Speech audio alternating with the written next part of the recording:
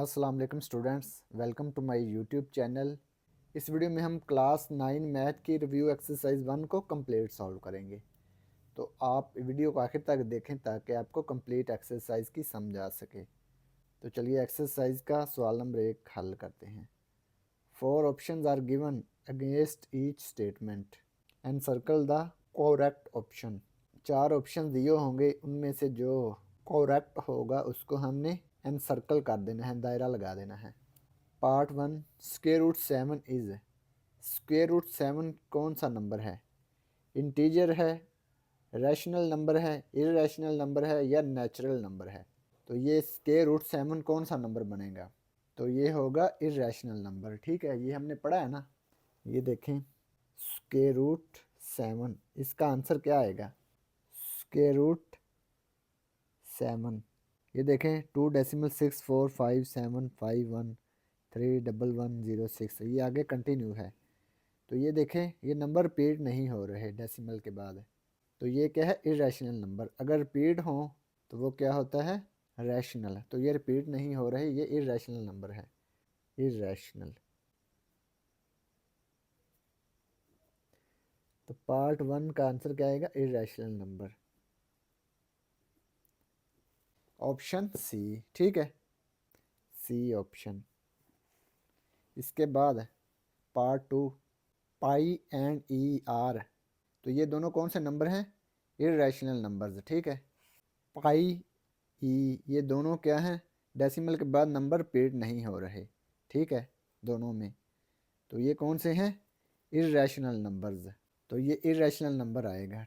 ये भी irrational number था, ये भी इरेशनल नंबर। ठीक है।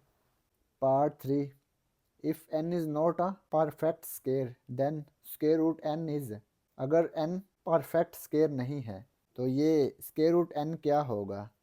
रैशनल नंबर होगा, नेचुरल नंबर होगा, इंटीजर होगा या इरेशनल नंबर? अगर n परफेक्ट स्केयर नहीं है तो ये क्या है? इरेशनल नंबर होगा। जैसे ये 7 है, स्क्वायर रूट 7, तो 7 क्या है? परफेक्ट स्केयर नहीं है, तो ये क्या है? Irrational number. जैसे ये 4 है, स्क्वायर रूट 4, एन की जगह पे 4 आ जाए तो 4 क्या है? परफेक्ट स्केयर है, तो ये क्या बन जाएगा? 2। इसका आंसर डेसिमल में आ जाएगा जो कि इरेशनल नंबर होगा। तो ये क्या होगा? Irrational number. अगर एन परफेक्ट स्केयर ना हो तो वो क्या होगा? Irrational number. डी ऑप्शन आएगा इसका। अब ये देखें part 4 square root 3 plus square root 5 is. Square root 3 और स्क्वायर रूट 5 का आंसर क्या होगा? इन दोनों को ऐड करें तो क्या आएगा आंसर? तो स्क्वायर रूट 3 भी इरेशनल नंबर है और स्क्वायर रूट 5 भी इरेशनल नंबर है। अगर दोनों को ऐड करें तो इरेशनल नंबर ही आएगा। ठीक है, तो ये डी ऑप्शन आएगा इसका। इसके बाद part 5 for all x belong to real number x is equal to x is called. अगर x रियल नंबर को बिलोंग करता है तो x इक्वल एक्स क्या होगा? तो ये होगा रिफ्लेक्सिव। तो ये कौन सी प्रॉपर्टी आएगी? रिफ्लेक्सिव। तो ये ए ऑप्शन होगा। ठीक है इसका। ये देखें, reflexive property for all A belong to real number A is equal to A. इसके बाद है part 6 let A B C belong to real number then A greater than B and B greater than C. This implies that A greater than C is called. अगर A B से greater हो और B C से greater हो तो ए सी से greater होगा ना। Is called transitive property. तो ये इसका बी ऑप्शन आएगा। ठीक है, ये देखें transitive property for all A B C belong to real number A greater than B and B greater than C this implies that A greater than C. ठीक है, तो ये हो गया ट्रांजिटिव प्रॉपर्टी। इसके बाद part 7 2 raise to the power x multiply 8 raise to the power x is equal to 64 then x is equal to. तो ये वैल्यू हमें दी हुई है, इसमें से हमने एक्स की वैल्यू फाइंड करनी है। तो इसको सॉल्व कर लेते हैं। 2 raise to the power x multiply 8 raise to the power x is equal to 64। सबसे पहले क्या करेंगे? एक्स एक्स इसको इकट्ठा कर लेंगे। 2 मल्टीप्लाई 8, एक्स जो एक्सपोनेंट है इसको हमने इकट्ठा कर लिया, ठीक है, क्योंकि सेम है ना, एक्स एक्स है, एक्सपोनेंट अगर सेम हो तो उसको इकट्ठा कर सकते हैं। 64, 2 मल्टीप्लाई 8, ये आ गया 16, 2 8 जा 16 raise to the power x is equal to 64। 16 और 64 ये दोनों को 4 पे डिवाइड कर सकते हैं ना, 16 4 4 जा 16, 4 1 जा 4, इस तरह से 64, 4 1 4, 2 बाई का 24, 4 6 24, 4 4 16, 4 1 4, तो ये आ गया 4 मल्टीप्लाई 4, ये बन जाएगा 4 का square raise to the power x है इज इक्वल टू 4 4 4, ये आ गया 4 रेज टू द पावर 3। अब ये देखें 2 जो है ये x से मल्टीप्लाई हो गया, ये आ गया 2x है equal 4 raise to the power 3। अब ये देखें अगर दोनों तरफ बेसेस सेम हो, इक्वल की दोनों साइड पे अगर बेसेस सेम हो तो उसके एक्सपोनेंट को हम इक्वल लिख सकते हैं। तो ये 4 4 इक्वल है ना, तो 2x इक्वल आ जाएगा 3 के। तो ये देखें x के साथ 2 मल्टीप्लाई हो रहा है, दूसरी साइड पे जाके 2 डिवाइड हो गया, ये आ गया x इज इक्वल टू 3/2। तो इसका ऑप्शन आ गया ए, ठीक है, 3/2। इसके बाद है part 8, let A B belong to real number then a is equal to b and b is equal to a is called. अगर ए बी के इक्वल हो और बी ए के इक्वल हो तो ये कौन सी प्रॉपर्टी है, ये है सिमेट्रिक। ये देखें symmetric property, for all A B belong to real number A is equal to B this implies that B is equal to A, तो ये है सिमेट्रिक, इसको लिखेंगे सिमेट्रिक। तो ये ऑप्शन बी आ गया सिमेट्रिक। इसके बाद part 9, square root 75 plus square root 27 is equal to, तो इन दोनों का हमने आंसर लिखना है। पार्ट 9,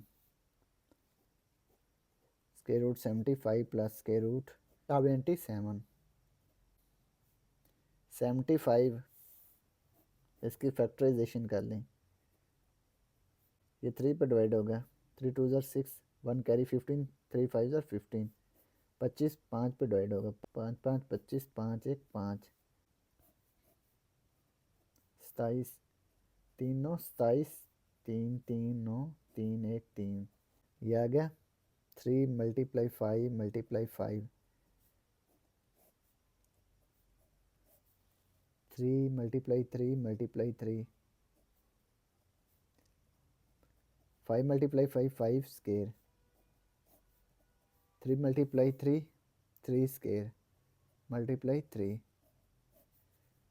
अब ये देखें ये 3 का स्केयर रूट लैदा कर सकते हैं हम, और 5 स्केयर का स्केयर रूट लैदा कर सकते हैं, प्लस 3 स्केयर का स्केयर रूट लैदा मल्टीप्लाई 3 का स्केयर रूट लैदा। अब ये देखें स्केयर रूट 3 मल्टीप्लाई स्केयर से स्केयर रूट कैंसिल किया गया 5, प्लस स्केयर से स्केयर रूट कैंसिल किया गया 3 मल्टीप्लाई स्केयर रूट 3। इसको हम ऐसे लिख सकते हैं 5 square root 3 plus 3 square root 3, 5 plus 3, ये देखें square root 3 square root 3, 3 plus 5, ये आ गया 8 स्केयर रूट 3। तो ये इसका आंसर आ गया, ये आएगा 8 स्केयर रूट 3, ऑप्शन डी, ठीक है। Part 10, the product of 3 plus square root 5 into 3 minus square root 5 is, तो इन दोनों को मल्टीप्लाई करें तो क्या आता है, 3 plus square root 5 multiply 3 minus square root 5, 3 plus square root 5 3 minus square root 5, ये देखिए दरमियान में प्लस माइनस है, 3 3 3 का square plus minus minus square root 5 का स्केयर, ये फार्मूला आपने पढ़ा है ना, a plus b a minus b a square minus b square, ये फार्मूला हमने यूज़ किया है। 3 का स्केयर 9, स्केयर से स्केयर रूट कैंसिल किया गया 5, 9 माइनस 5 ये आ गया 4। तो ये क्या है, रैशनल नंबर, ठीक है, option D rational number, option D.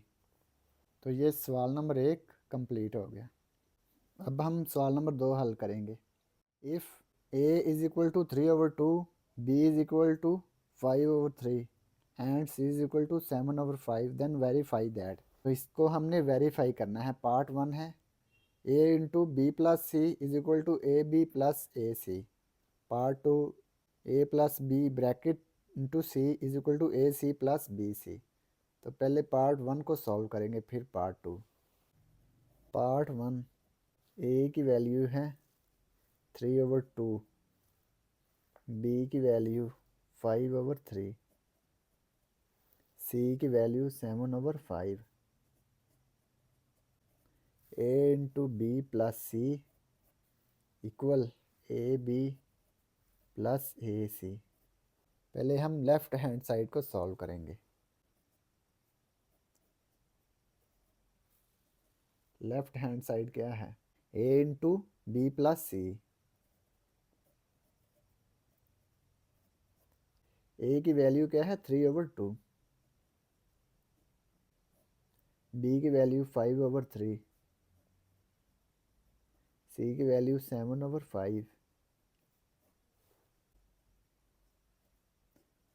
3/2, 5/3 plus 7/5, इन दोनों को सॉल्व करेंगे। 3 और 5 का एलसीएम लेंगे। 3 और 5 का एलसीएम आ गया 15। 15 को 3 पे डिवाइड करेंगे। 15 को 3 पे डिवाइड करेंगे। 3 5 15। 5 आ गया, 5 को 5 से मल्टीप्लाई करेंगे। 5 मल्टीप्लाई 5, दरमियान में प्लस। अब 15 को 5 पे डिवाइड करेंगे पहले।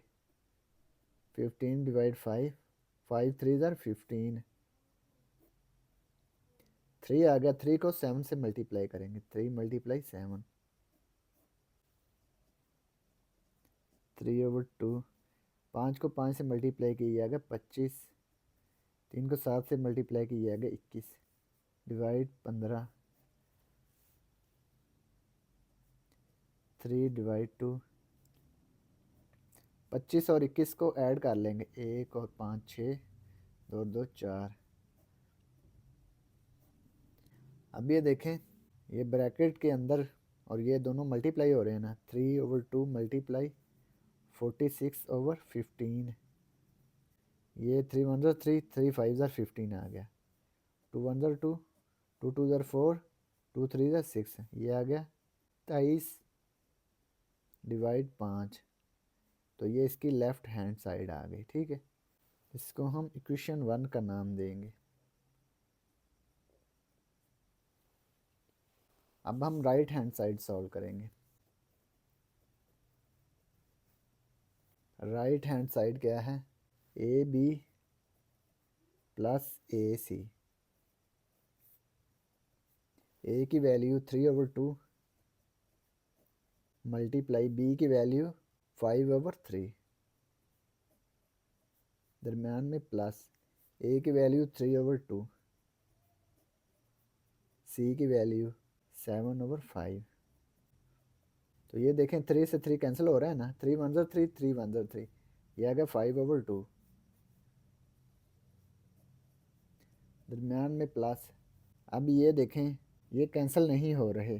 3 को 7 से मल्टीप्लाई कर देंगे, ये आएगा 21। 2 को 5 से, तो ये आएगा 10। अब इन दोनों का एलसीएम लेंगे, 2 और 10 का। 2 1 2, 2 5 10, 5 1 5, 2 5 10, 10 इसका एलसीएम आ गया। अब ये देखें, 10 को 2 पे डिवाइड करेंगे। 2 5 10, 5 आ गया। 5 को 5 से मल्टीप्लाई करेंगे, ऊपर वाला जो 5 है न्यूमरेटर में। ये 10 को इस 10 पे डिवाइड करेंगे, 1 आएगा। 10 1 10, तो 1 आ गया। 1 को 21 से मल्टीप्लाई कर लेंगे। 5 को 5 से मल्टीप्लाई किया गया 25। 1 को 21 से मल्टीप्लाई किया गया 21। 5 और 1 6, 2 और 2 4। अब इसको हम 2 पे डिवाइड कर सकते हैं ना। 2 2 4, 2 3 6, दो पाँच 10, 23 डिवाइड 5, तो ये इसकी राइट हैंड साइड आ गई। इसको हम 2 का नाम देंगे, इक्वेशन 2। ये देखें राइट हैंड साइड और लेफ्ट हैंड साइड दोनों इक्वल हैं, तो इसको हम लिख सकते हैं from equation 1 and equation 2 left hand side equal right hand side. ठीक है, hence a into B plus C equal है ए बी प्लस ए सी। ठीक है, तो ये पार्ट 1 कंप्लीट हो गया। अब हम क्वेश्चन नंबर 2 का पार्ट 2 सॉल्व करेंगे। क्वेश्चन नंबर 2 पार्ट 2 है A plus b into C equal है ए सी प्लस बी सी। तो ये देखें, पहले लेफ्ट हैंड साइड सॉल्व करेंगे फिर राइट हैंड साइड। तो ए बी और सी की वैल्यू लिख लेते हैं। ए की वैल्यू है 3/2, बी की वैल्यू 5/3, सी की वैल्यू है 7/5। ठीक है, लेफ्ट हैंड साइड है ए प्लस बी इंटू सी। सबसे पहले हम ए बी सी की वैल्यू लिखेंगे। 3/2 प्लस 5/3 मल्टीप्लाई 7/5। ब्रैकेट का मतलब क्या है? मल्टीप्लाई भी लिख सकते हैं यहाँ पे। अब ये देखें 3/2 प्लस 5/3, 2 और 3 इन दोनों का हम एलसीएम ले सकते हैं। ये आ गया 2 3, 2 1 2, 3 एज इट इज आ गया। 3 पे डिवाइड करेंगे, 3 1 3, 2 3 6 है, 6 का एलसीएम आ गया। 6 को 2 पे डिवाइड करेंगे, 2 3 6 है, 3 आ गया। 3 को 3 से मल्टीप्लाई कर लिया, दरम्यान में प्लस। 6 को 3 पे डिवाइड किया, 3 2 6 है, 2 आ गया। 2 को 5 से मल्टीप्लाई करेंगे, 2 मल्टीप्लाई 5 मल्टीप्लाई 7/5। अब क्या करेंगे? दोनों को मल्टीप्लाई कर देंगे, 3 3 9 आ जाएगा। 2 को 5 से मल्टीप्लाई कर दिए, ये आएगा 10 डिवाइड में 6।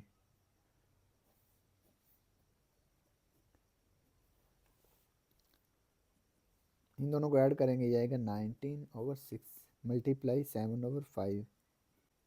अब ये देखें, ये दूसरे से कैंसिल नहीं हो सकते। न्यूमरेटर को न्यूमरेटर से मल्टीप्लाई कर देंगे और डिनोमिनेटर को डिनोमिनेटर से मल्टीप्लाई कर देंगे। 19 को 7 से मल्टीप्लाई करेंगे, 19 मल्टीप्लाई 7, ये आ गया 133।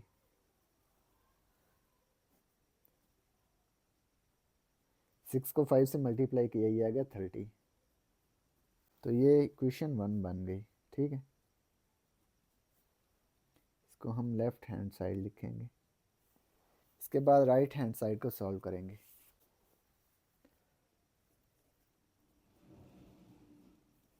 राइट हैंड साइड क्या है? ए c plus b C. A की वैल्यू लिखेंगे 3/2, सी की वैल्यू 7/5, बी की वैल्यू 5/3, सी की वैल्यू 7/5। अब ये देखें, 3 को 7 से मल्टीप्लाई किया, ये आ गया 21। 2 को 5 से मल्टीप्लाई किया, ये आ गया 10। 5 को 7 से मल्टीप्लाई किया, 35। 3 को 5 से मल्टीप्लाई किया, ये आ गया 15। अब ये देखें, ये दोनों ऐड हो रहे हैं, तो इनका हम एलसीएम ले सकते हैं। 10 और 15 का एलसीएम लेंगे, 2 पे डिवाइड करेंगे, 2 5 10 15 एज इट इज आ गया। अब ये 3 पे डिवाइड होगा, 5 एज इट इज आ गया, 3 5 15। अब ये 5 पे डिवाइड होगा, 5 1 5 5 1 5, 2 3 6 6 5 30, 30 आ गया इसका एलसीएम। 30 को 10 पे डिवाइड करेंगे, 10 3 30, ये 3 आ गया। 3 को 21 से मल्टीप्लाई कर लेंगे, 30 को 15 पे डिवाइड करें,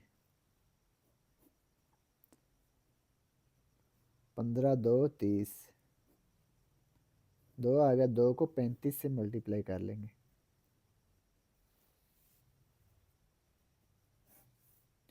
3 और 21 मल्टीप्लाई करेंगे, 3 1 3, 3 2 6, 2 को 35 से मल्टीप्लाई किया, 2 5 10, 1 कैरी, 2 3 6 और 1 7, इन दोनों को ऐड कर लेंगे 3, तो ये इसकी राइट हैंड साइड आ गई। ठीक है, क्वेश्चन 2।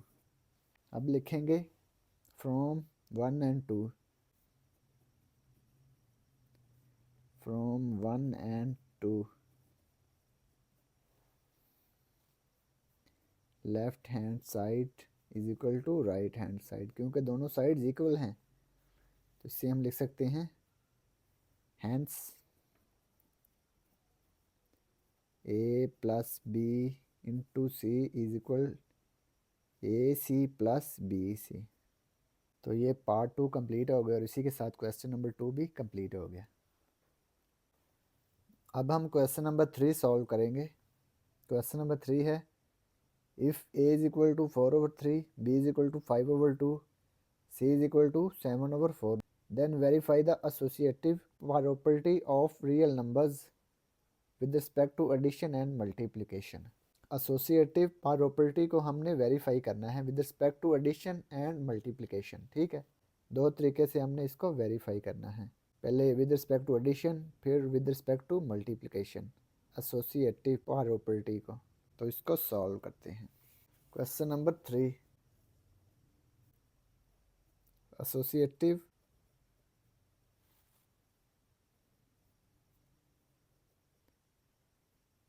प्रॉपर्टी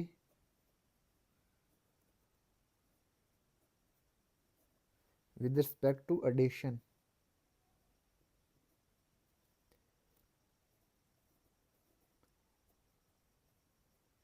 एडिशन के लिहाज से पहले इसको हम सॉल्व करेंगे। तो एडिशन के लिहाज से क्या है, A plus B bracket plus C equal A plus bracket B plus C. ठीक है, लेफ्ट हैंड साइड को सॉल्व करेंगे पहले। A plus B bracket plus C, A B और सी की वैल्यूज़ हमें दी हुई हैं। ए की वैल्यू है 4/3, बी 5/2, सी 7/4। ए की वैल्यू लिखेंगे 4/3, बी 5/2, सी 7/4। 4/3 प्लस 5/2, इन दोनों का एलसीएम लेंगे। 3 और 2 का एलसीएम लिया, 3 2, 2 पे डिवाइड करेंगे, 3 एज इट आ जाएगा, 2 1 2, 3 1 3, 2 3 6, 6 इसका एलसीएम आ गया। 6 को 3 पे डिवाइड किया, 6 को 3 पे डिवाइड किया है, 3 2 6, 2 आ गया, 2 को 4 से मल्टीप्लाई किया, 2 मल्टीप्लाई 4, दरम्यान में प्लस। 6 को 2 पे डिवाइड किया, 2 3 6 है, 3 आ गया, 3 को 5 से मल्टीप्लाई किया, 3 मल्टीप्लाई 5, दरम्यान में प्लस 7/4, 2 4 8, 3 5 15/6 प्लस 7/4, 8 प्लस 15 ये आ गया 23/6 प्लस 7/4। अब इन दोनों का एलसीएम लेंगे। 6 और 4 का एलसीएम लिया, 2 पे डिवाइड किया, 2 3 6, 2 2 4, 2 पे डिवाइड करेंगे, 3 एच डी आ जाएगा, 2 1 2, 3 1 3, 2 2 4, 4 3 12। तो अब 12 इसका एलसीएम आ गया। 12 को 6 पे डिवाइड करेंगे, 6 2 12, 2 आ गया, 2 को 23 से मल्टीप्लाई कर लेंगे, दरम्यान में प्लस। 12 को 4 पे डिवाइड करेंगे, 4 3 12, 3 आ गया, 3 को 7 से मल्टीप्लाई कर लेंगे। 2 मल्टीप्लाई 23, तो ये आ गया 46 प्लस 3 7 21, 46 और 21 को ऐड कर लेंगे। 6 और 1 7, 4 और 2 6, डिवाइड में 12। ये आ गई इसकी लेफ्ट हैंड साइड। इसको हम इक्वेशन 1 का नाम देंगे। अब राइट हैंड साइड को सॉल्व करेंगे। राइट हैंड साइड क्या थी? राइट हैंड साइड है a plus bracket b plus c।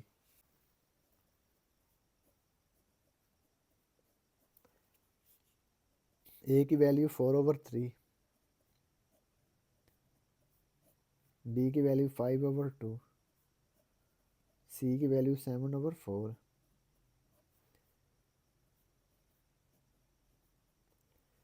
अब ये देखें, इन दोनों का एलसीएम लेंगे 5/2 और 7/4 का। 2 2 2 और 4 का एलसीएम लिया। 2 1 2, 2 2 4, 2 1 2, 2 2 4, 4 इसका एलसीएम आ गया। 4 को 2 पे डिवाइड किया, 2 2 4, 2 आ गया। 2 को 5 से मल्टीप्लाई किया, 4 को 4 पे डिवाइड किया, 1 आ गया। 1 को 7 से मल्टीप्लाई किया,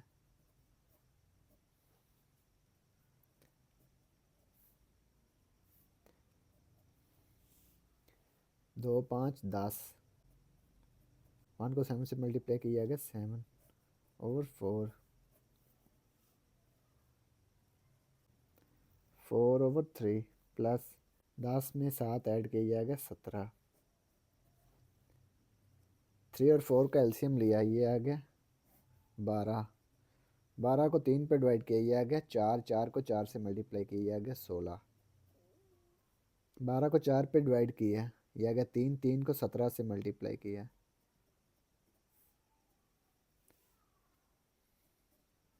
3 और 17 को मल्टीप्लाई करेंगे, ये आएगा 51। इन दोनों को ऐड कर लेंगे, ये आएगा 67। Question 2।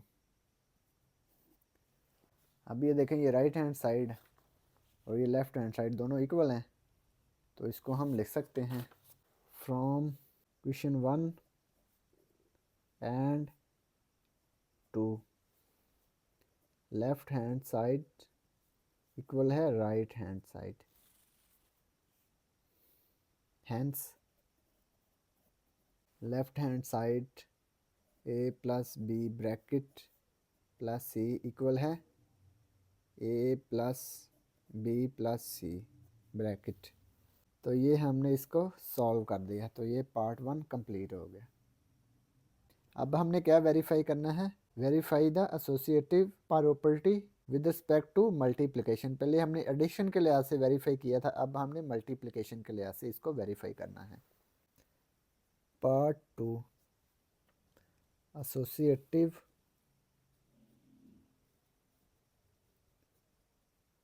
Property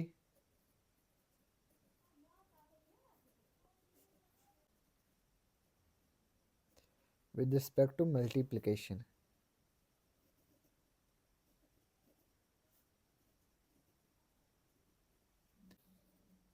a multiply b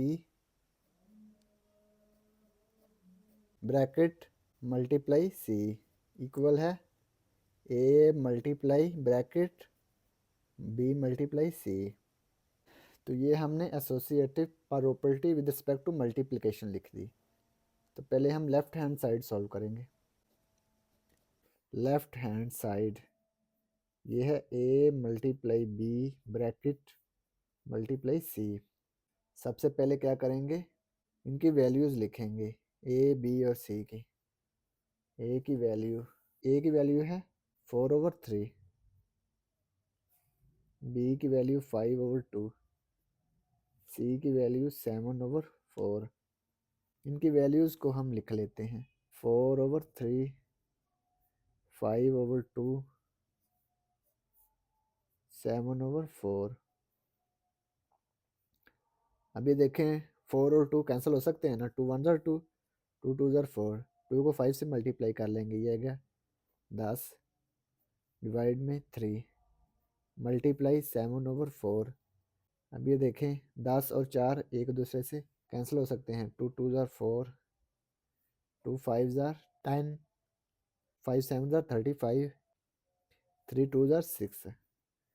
ये लेफ्ट हैंड साइड आ गई इसकी, इसको हम इक्वेशन 1 का नाम देंगे। इसके बाद right hand side, right hand side क्या है, a multiply bracket b multiply C. A की वैल्यू है 4/3, बी की वैल्यू 5/2, मल्टीप्लाई सी की वैल्यू है 7/4, 4/3 एज इट इज आ गया, 5 7 ज़र 35, न्यूमरेटर को न्यूमरेटर से मल्टीप्लाई कर दिया, डिनोमिनेटर को डिनोमिनेटर से, 2 4 ज़र 8। अब ये देखें 4 और 8 कैंसिल हो सकते हैं ना, 4 1 ज़र 4, 4 2 ज़र 8। अब ये देखें 1 को 35 से मल्टीप्लाई किया गया 35, 3 2 ज़र 6 है। ये राइट हैंड साइड आ गई इसकी, इसको हम इक्वेशन 2 का नाम देंगे। अब ये देखें left hand side 35/6, right hand side, sorry ये भी राइट हैंड साइड है, राइट हैंड साइड 35/6, ये दोनों इक्वल हैं, तो इसको लिखेंगे फ्रॉम 1 and 2,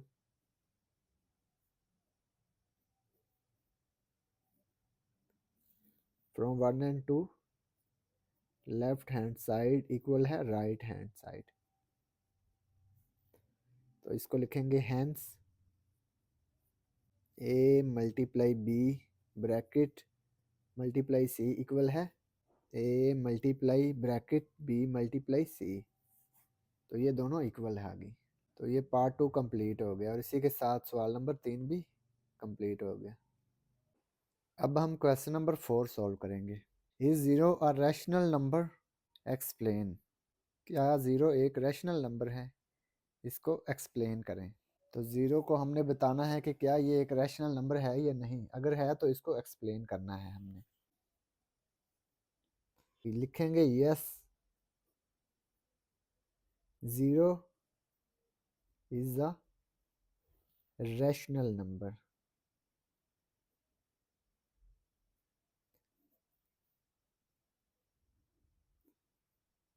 ज़ीरो एक रैशनल नंबर है, ठीक है। अब इसको एक्सप्लेन करेंगे, एक्सप्लेनेशन लिखेंगे।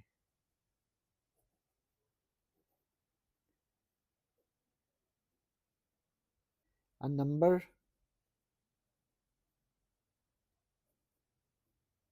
In the form P/Q where PQ belong to set of integers and Q is not equal to 0 is a rational number।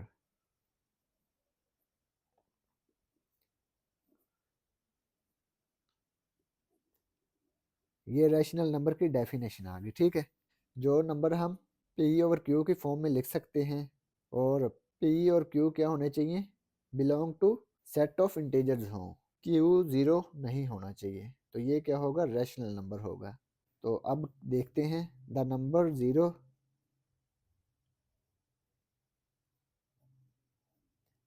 The number zero, zero जो number है can be written as, zero जो number है इसको हम ऐसे लिख सकते हैं ना, 0/1, 0/2, 0/3 अप टू सो ऑन। ये 1 2 3 ये 0 नहीं होना चाहिए, ठीक है। ये उसने कहा है ना Q is not equal to 0, ये देखें डिनोमिनेटर में 0 नहीं होना चाहिए, तो इसको हम इस फॉर्म में लिख सकते हैं, here 0 belong to set of integers. ये 0 जो है ये सेट ऑफ इंटीजर्स को बिलोंग करता है, ये देखें 0 बिलोंग करता है सेट ऑफ इंटीजर्स को, ठीक है, and 1 2 3 belong to set of integers. So ये देखिए 0 भी सेट ऑफ इंटीजर्स को बिलोंग करता है, 1 2 3 ये भी सेट ऑफ इंटीजर्स को बिलोंग करता है। सेट ऑफ इंटीजर्स कौन सा होता है? 0 plus minus 1 plus minus 2 plus minus 3, ऐसे ये जारी रहेगा, ठीक है, up to so on set of integers. तो ये सारे नंबर सेट ऑफ इंटीजर्स को बिलोंग करने चाहिए डिनोमिनेटर और न्यूमरेटर में। तो जो डिनोमिनेटर है ये 0 नहीं होना चाहिए, 0 के इक्वल नहीं होना चाहिए, ठीक है, बाकी कुछ भी हो सकता है। So we can say that 0 is a rational number. तो हम कह सकते हैं कि 0 एक रैशनल नंबर है। ये क्वेश्चन नंबर 4 कंप्लीट हो गया। अब हम क्वेश्चन नंबर 5 सॉल्व करेंगे। State trichotomy property of real numbers. Trichotomy property को हमने लिखना है। Trichotomy property, for all A B belong to real number either A is equal to B or A greater than B or A less than B, ठीक है। तो ये हमने इसको लिखना है। Question number 5, for all A B belong to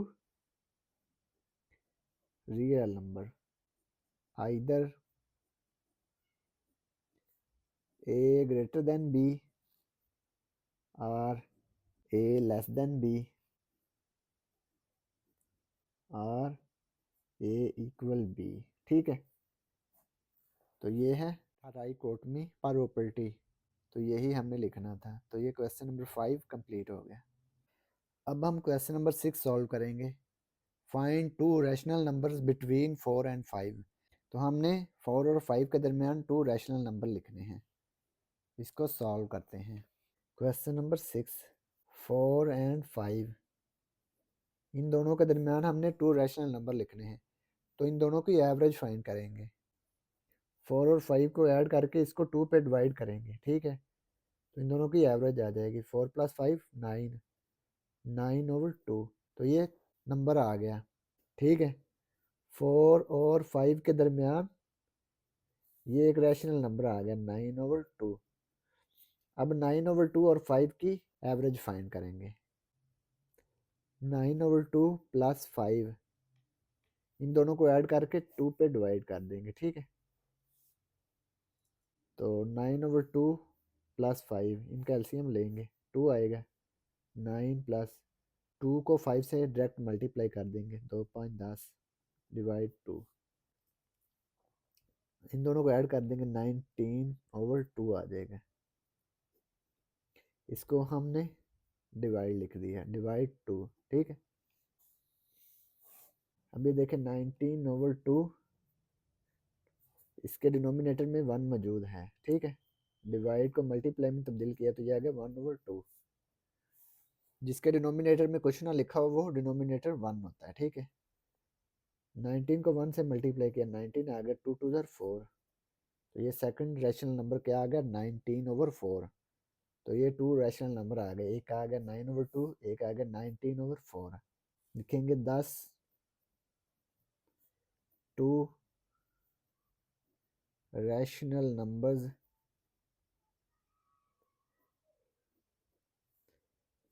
between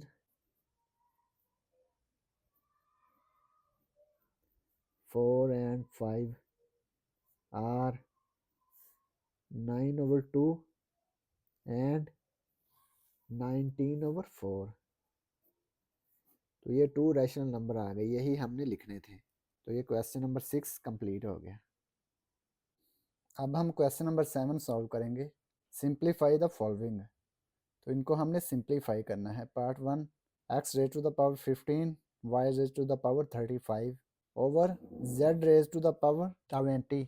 index इसका क्या है 5। इसको हमने सिंप्लीफाई करना है, तो इसको सॉल्व करते हैं। Question number 7, part 1, x raise to the power 15 y raise to the power 35, z raise to the power 20,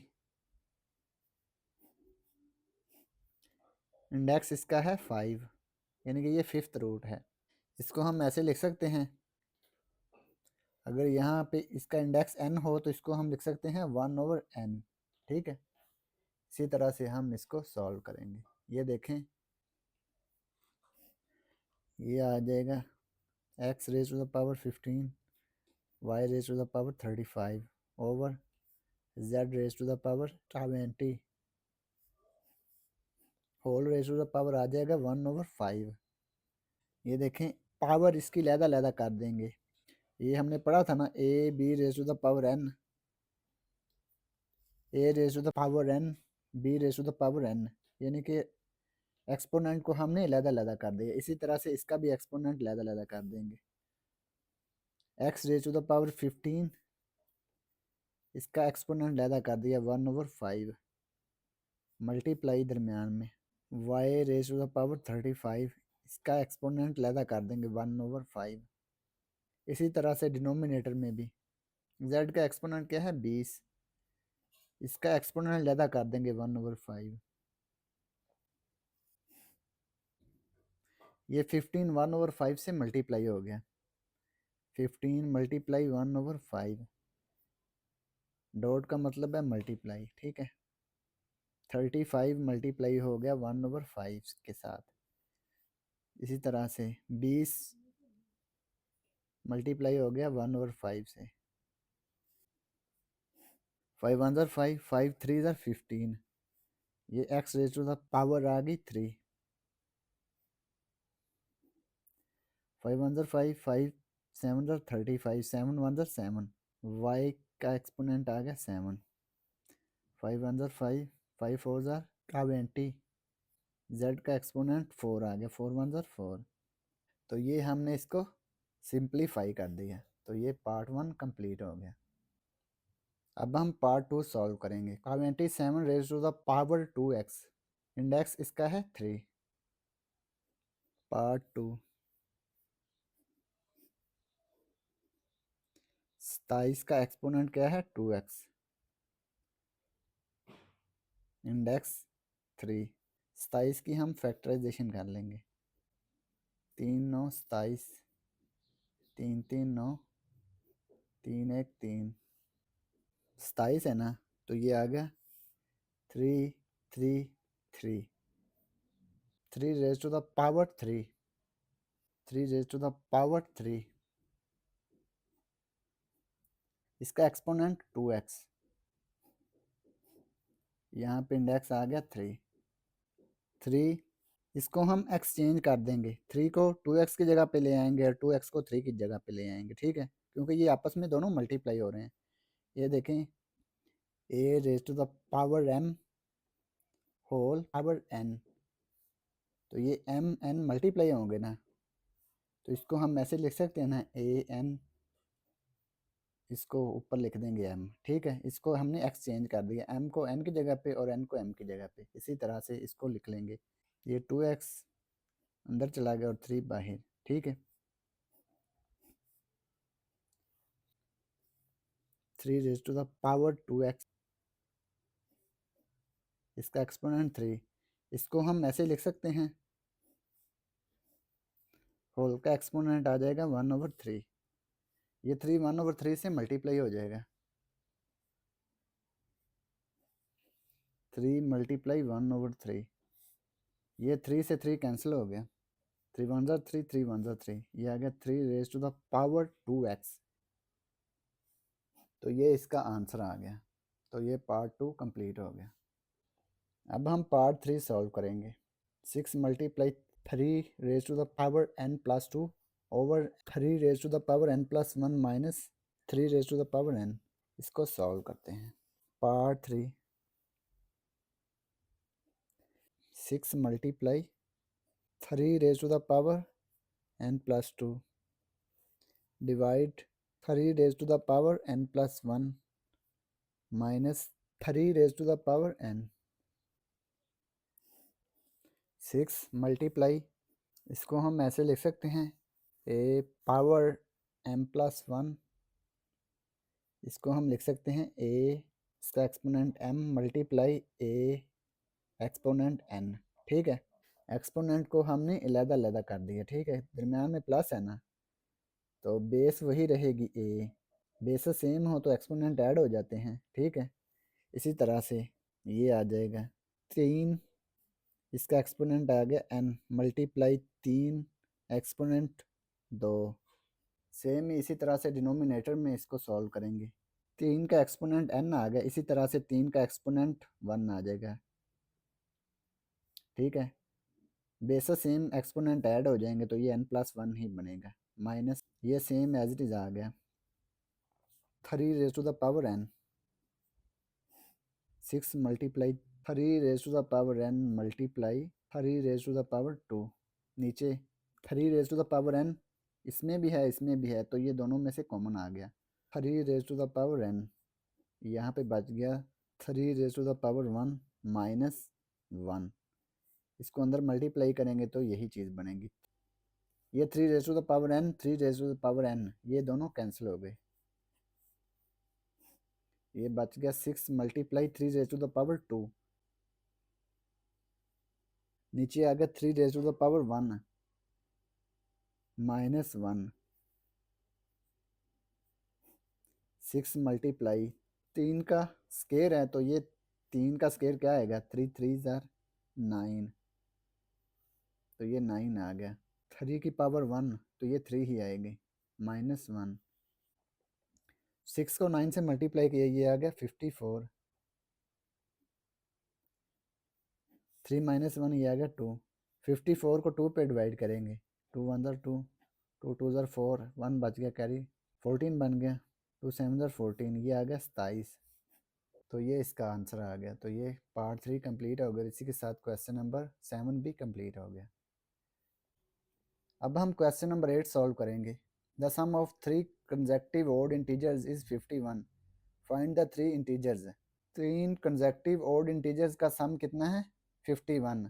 तो हमने इंटीजर्स फाइंड करने हैं, 3 इंटीजर्स। इंटीजर्स कौन से हैं, 3 कंसेक्टिव ऑड इंटीजर्स हैं, इनका सम कितना है 51। तो हमने इंटीजर्स फाइंड करने हैं। क्वेश्चन नंबर 8 लेट कर लेंगे, let x plus 2 x plus 4, ये हैं 3 कंसेक्टिव ऑड इंटीजर्स।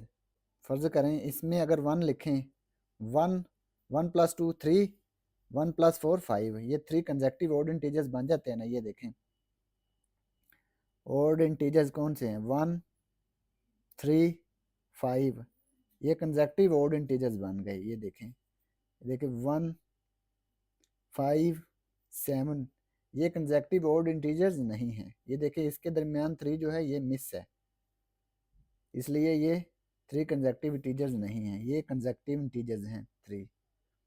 ये देखें 1 1 प्लस 2 3, 1 प्लस 4 5। ठीक है, तो ये 3 कंसेक्टिव ऑड इंटीजर्स हमने लेट कर लिए। B 3 consecutive odd integers,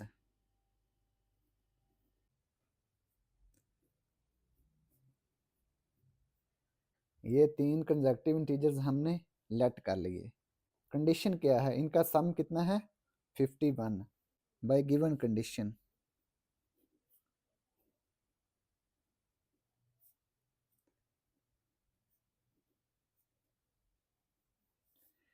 condition है कि इनका सम क्या है 51। x plus 2 x plus 4, x plus 2 plus x plus 4 equal है 51। x प्लस ब्रैकेट को ओपन करेंगे तो ये plus x plus plus plus 2 plus x plus 4, ठीक है, इक्वल 51। x ये आ गया 3x प्लस 2 प्लस 4 ये आ गया प्लस 6 इक्वल 51। ये देखें प्लस 6 दूसरी साइड पे चला गया, दूसरी साइड पे जाके माइनस 6 हो गया, इधर +6 है, इधर आके -6 हो गया। 3x 51 -6 ये आ गया 45। अब ये देखें x के साथ 3 मल्टीप्लाई हो रहा है तो दोनों तरफ 3 पे डिवाइड कर देंगे। 3x = 45, दोनों तरफ 3 पे डिवाइड कर दिए। 3 1 3 3 1 3, ये आ गया x। 45 को 3 पे डिवाइड किया, ये आ गया 15। तो x की वैल्यू 15 आ गई। फर्स्ट ऑड इंटीजर क्या था? First odd integer, first odd integer था x, x की वैल्यू है 15, ठीक है। Second odd integer,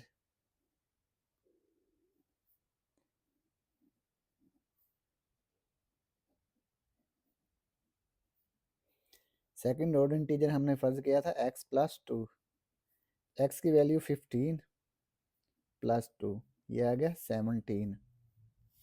third odd integer,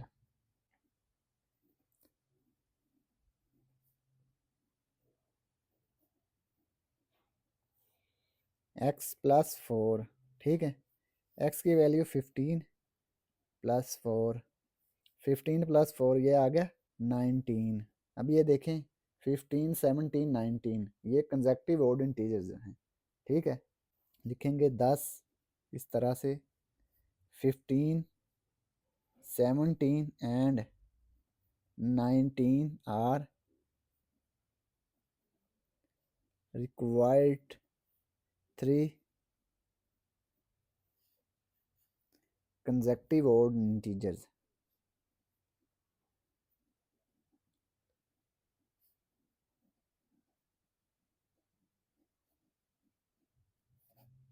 तो यही हमने फाइंड करना था, 3 consecutive odd integers। तो ये क्वेश्चन नंबर 8 कंप्लीट हो गया। अब हम क्वेश्चन नंबर 9 सॉल्व करेंगे। Abdullah picked up 96 balls and placed them into 2 buckets। Abdullah ने 96 बॉल्स को पकड़कर 2 बकेट्स में डाल दिया।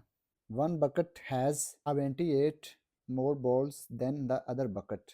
एक बकेट में 28 ज़्यादा बॉल्स हैं दूसरी बकेट के लिहाज से, यानी कि एक बकेट में ज़्यादा बॉल्स हैं। कितनी ज़्यादा हैं? 28 बॉल्स ज़्यादा हैं। How many balls were in each bucket, तो हर बकेट में कितनी बॉल्स हैं तो वो हमने फाइंड करना है। कुल बॉल्स कितनी हैं? 96 बॉल्स हैं। उसने दोनों बकेट्स में उसको डाला है। एक बकेट में 28 बॉल ज़्यादा हैं तो दूसरी बकेट में कितनी होंगी, यानी कि दोनों बकेट्स की हमने बॉल्स फाइंड करनी है कि दोनों में उसने कितनी कितनी बॉल्स डाली। तो इसको सॉल्व करते हैं। Question number 9, total balls,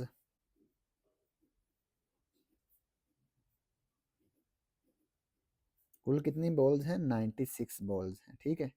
let number of balls in one bucket,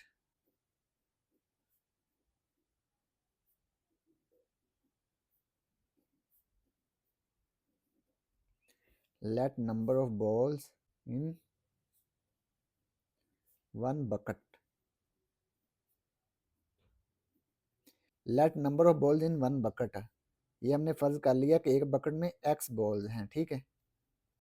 then number of balls in other bucket, then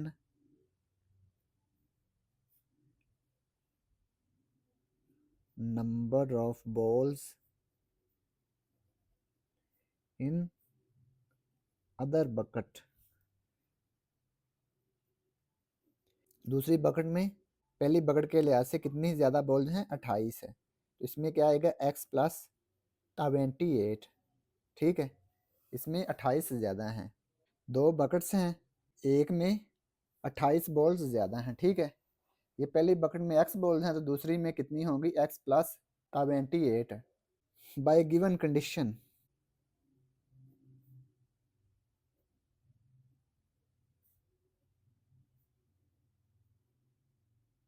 total balls, कितनी बॉल्स हैं टोटल? टोटल बॉल्स कितनी हैं? 96 है। इन दोनों को ऐड करेंगे, वन बकेट और अदर बकेट दोनों को ऐड करेंगे तो ये किसके इक्वल आएगा? 96 के इक्वल आएगा। तो ये आएगा x + एक्स प्लस 28 इक्वल 96। इन दोनों बकेट्स की बॉल्स को हमने ऐड कर दिया, तो ये किसके इक्वल आएगा? 96 के इक्वल आएगा। ब्रैकेट को ओपन करेंगे, x plus x, x plus x, ये आ गया 2x।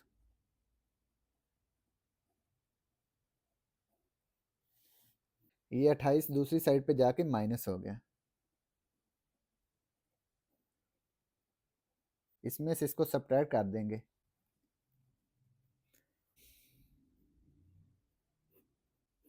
इक्वल आ गया 68। एक्स के साथ 2 मल्टीप्लाई हो रहा है, दोनों तरफ 2 पे डिवाइड कर देंगे।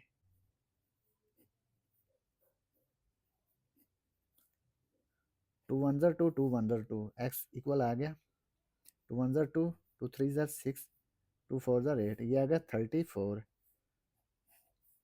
एक्स की वैल्यू 34 आ गई। ठीक है, अब देखें number of balls in one bucket. लिखेंगे 100 नंबर ऑफ बॉल्स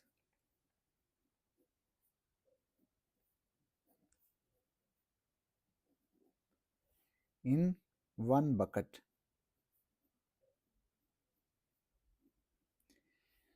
पहली बकेट में कितनी बॉल्स थी? एक्स।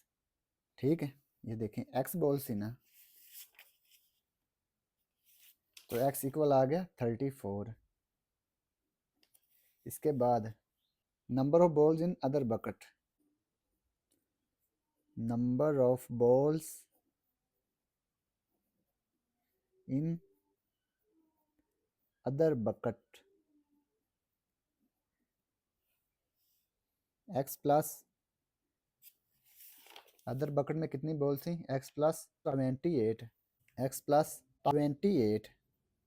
तो एक्स की वैल्यू इसमें हम पुट कर देंगे, एक्स की वैल्यू है 34 प्लस 28, इन दोनों को ऐड कर देंगे, 4 8 12, 2 1 कैरी, 3 2 5 और 1 6, तो ये 62 बॉल्स आएंगी अदर बकेट में।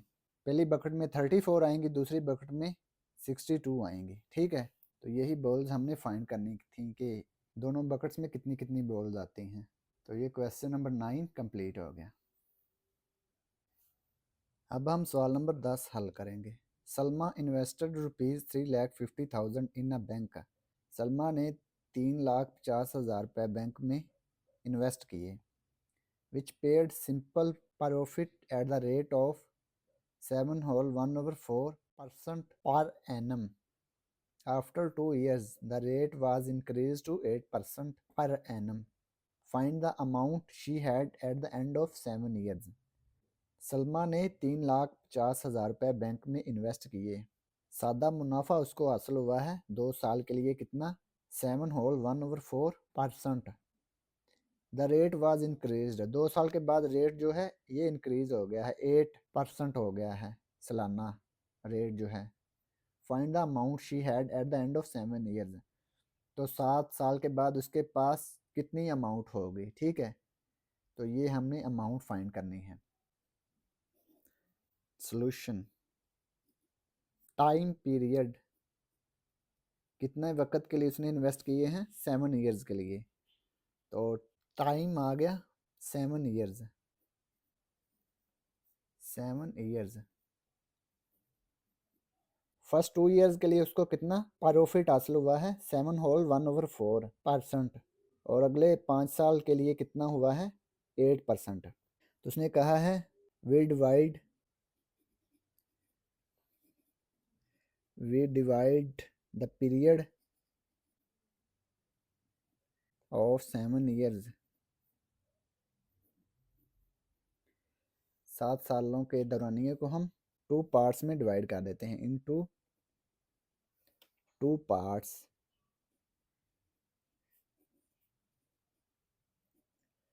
2 years and 5 years, 2 years and 5 years। 7 साल के पीरियड को उसने 2 पार्ट्स में डिवाइड कर दिया है, 2 years और 5 years के पार्ट में। ठीक है, इसके बाद प्रॉफिट फॉर 2 years है,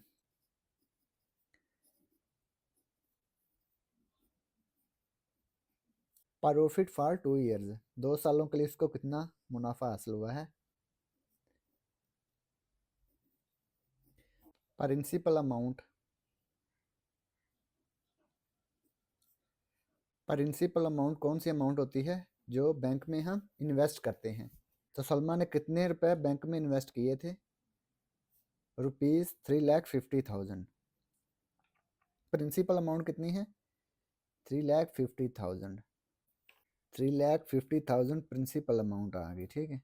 प्रॉफिट रेट कितना है, R7/1/4%। इसको हम डेसिमल में लिखेंगे, ठीक है। 4 को 7 से मल्टीप्लाई किया, 28 आ गया, 28 में एक ऐड किया तो ये आ गया 29। 29 को 4 पे डिवाइड करेंगे, ये आ गया 7.25%। प्रॉफिट रेट कितना है, 7.25%। टाइम टी, ये है 2 ईयर्स, 2 सालों के लिए इतना उसको मुनाफा मिला है, 2 ईयर्स। प्रॉफिट फाइंड कर लेते हैं। We know that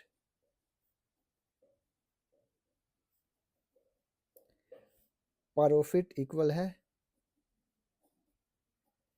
PRT multiply R multiply T।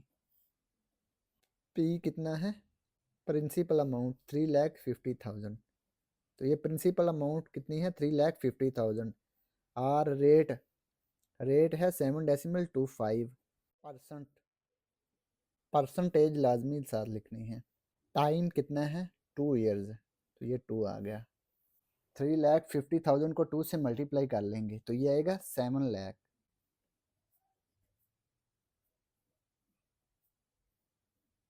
7 lakh multiply 7.25%।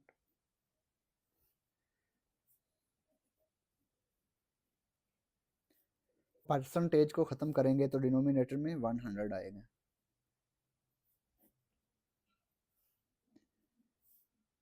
2 0 से 2 0 कैंसिल हो गई, ये आ गया 7,000 मल्टीप्लाई 7.25। इसका डेसिमल रिमूव करेंगे तो डिनोमिनेटर में 100 आ जाएगा, ठीक है। फिर 2 0 से 2 0 कैंसिल हो गई, 70 मल्टीप्लाई 725, इन दोनों को आपस में मल्टीप्लाई कर देंगे, ₹70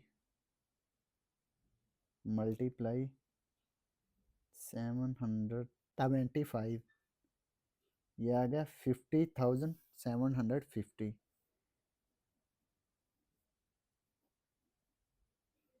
तो इतना उसको मुनाफा हुआ है 2 सालों के लिए। Profit for 2 years, profit for 5 years,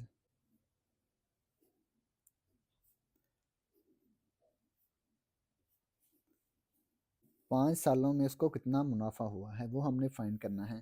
principal amount तो वही रहेगी ना, 3,50,000 रुपये। प्रिंसिपल,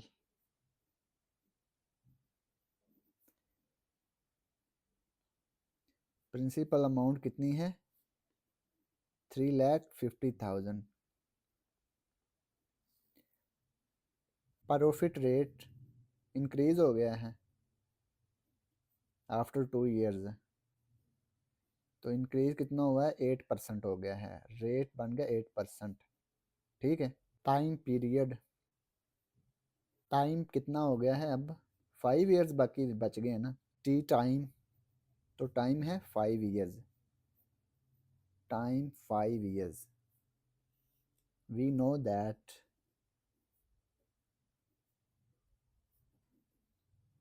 प्रॉफिट, प्रॉफिट का फार्मूला क्या है, PRT, P multiply R multiply T। P क्या है, principal amount, P principal amount है 3,50,000। R रेट, रेट है 8%। T टाइम, टाइम है 5 ईयर्स। 3,50,000 को 5 से मल्टीप्लाई कर लेंगे, 3,50,000 मल्टीप्लाई 5, ये आ गया 17,50,000।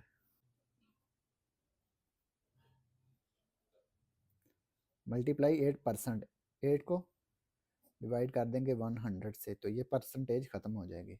20 से 20 कैंसिल हो जाएंगी। 17500 मल्टीप्लाई 8, तो इन दोनों को मल्टीप्लाई कर लेंगे। 17,500 मल्टीप्लाई, ये आ गया 1,40,000 रुपीज़। तो अगले 5 सालों में उसको कितना मुनाफा हुआ है? 1,40,000 रुपये।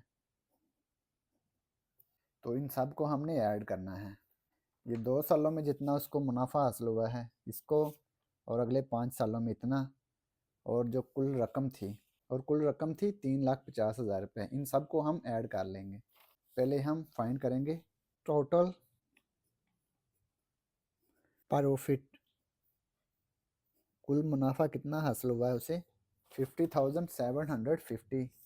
ये 2 सालों में उसको प्रॉफिट हुआ है 50,750 प्लस 1,40,000, अगले 5 सालों में इतना हुआ है इसको प्रॉफिट 1,40,000।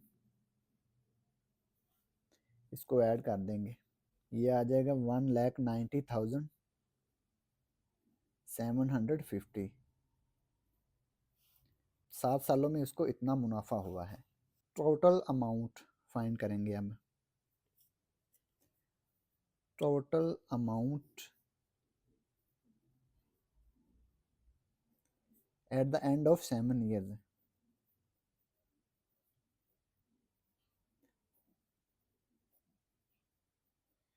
7 सालों में उसकी कितनी रकम बन गई है? प्रिंसिपल अमाउंट उसकी थी 3,50,000। 1,90,750 ये उसको मुनाफा हुआ है। 1,90,750 इन सब को ऐड कर लेंगे तो ये टोटल अमाउंट आ जाएगी जो उसको 7 सालों के बाद मिलेगी। 3,50,000 प्लस कर देंगे इसमें 1,90,750, तो ये आ गया 5,40,750 रुपीज़। 5,40,750। तो 7 सालों के बाद सलमा को इतनी रकम मिलेगी वापस, ठीक है, इतनी अमाउंट मिलेगी। तो यही हमने फाइंड करना था। तो ये क्वेश्चन नंबर 10 कंप्लीट हो गया, और इसी के साथ रिव्यू एक्सरसाइज 1 भी कंप्लीट हो गई। और अगर आपको इसमें कोई डाउट हो तो आप लाजमी कमेंट बॉक्स में कमेंट करें। And thanks for watching this video. खुदा हाफिज़।